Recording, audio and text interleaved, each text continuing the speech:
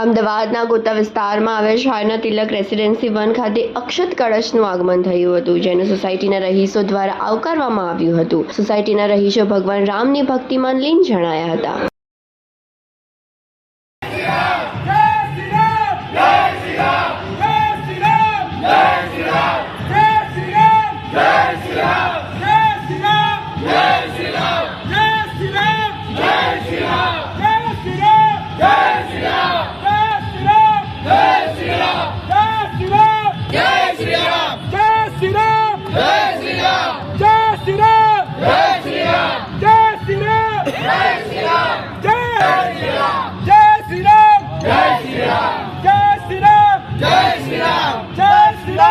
Jai Shri Ram.